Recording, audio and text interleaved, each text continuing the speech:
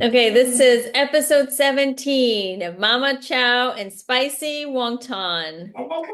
And featuring in the background, we have a special guest that will, introduce his voice during this episode.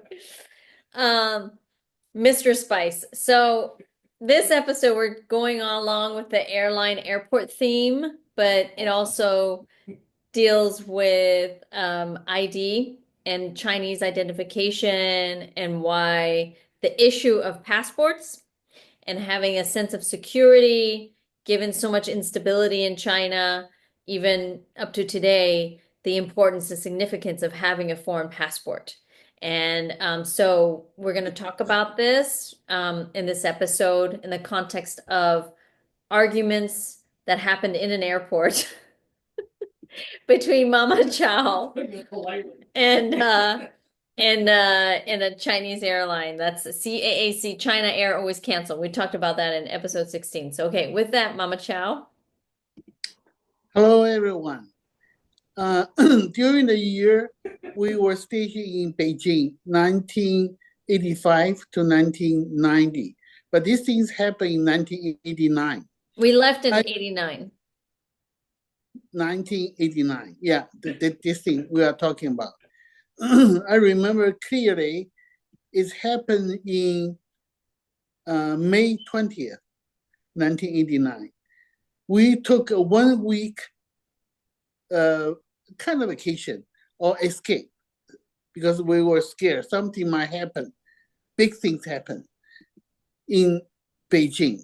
And that's because there was a lot of tension, right? 1989, before June 4th, there were a lot of demonstrations that were happening every day up to it every day. And so things were getting more and more heated at the time. And so we're like, oh, maybe we'll leave. Okay, there's a voice in the background. It's like AKA Tiananmen Square. Okay. It's like God is speaking in the background. We have a male voice in the background.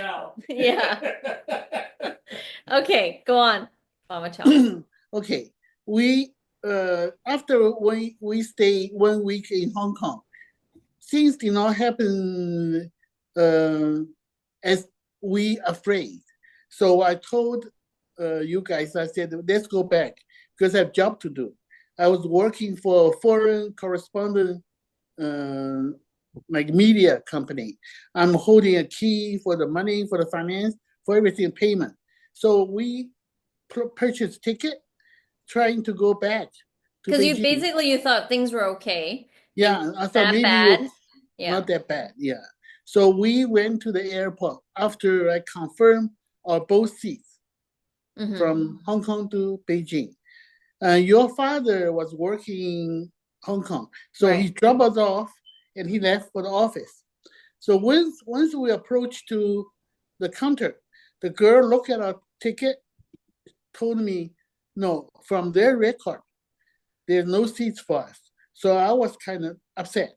I said, I did confirm from Zhidi Guangchang, the main office in Hong Kong.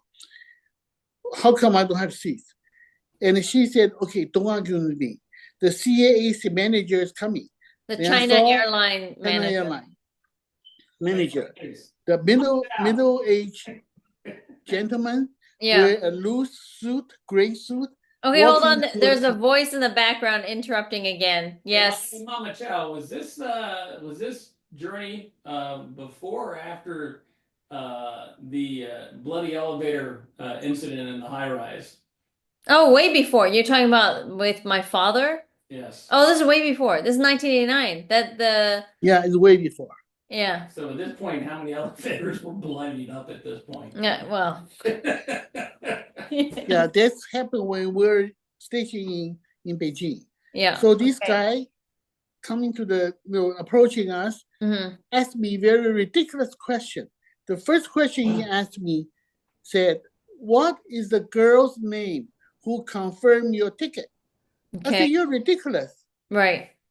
Because you have a hard copy of the ticket. You already have the ticket. Yeah. Well, I have a stamp saying confirm. Stamp. Yeah. But no, not his name. But I told him, I said, this girl did not sign his name on ticket. It's not my problem. Yeah. Okay. So many other questions, many problems between both of us. Right. He said, our airline does not welcome you. I said, okay, no, next time I will buy. Did you put boxing gloves on at this party? Yeah. Well, boxing gloves are coming. Boxing gloves are coming. So he said, we don't welcome you. And then Mama Chow did not like that. I mean, the customer service is never really a strong suit for Chinese, businesses, but this is like a prime example of bad customer service. I said, fine, next time I will not purchase your airline. Yeah. So then the next question really makes me upset, angry. He said, what's your身份? What's your ID? Okay. And this has a sensitive significance for Chinese people. Even now, I think, because back then, especially in the 80s, there's a lot of kind of discrimination or preferential treatment depending on what kind of identification or passport or citizenship status you have. I have to say one thing, because I was speaking perfect Mandarin, just like local Chinese. Yeah. So I told him, I said, my ID is in my bag, my pocket. I'm standing here, right here. I will not go anywhere. Right. I'm here. But I request one answer from you before I show you my ID. He said, what question? He was puzzled. I said, okay. What? Only one question. I said, what is the consequences if my ID is Hong Kong CI, Hong Kong Certificate of Identity, or the second one, American passport, the third one, passport of People Republic of China. Yeah. If I hold in 3 different ID, what is the consequence will be? Yeah. And this guy, since he heard my question, his face turned bright sunshine, very polite, very smiling.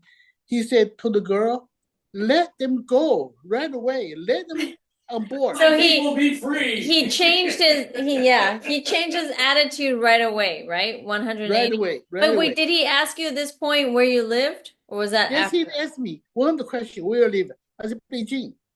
I live in Beijing. So hey, Bernie. But he was very. Did you get your frequent flyer points before you got to the fight? There's no frequent flyer in the 80s.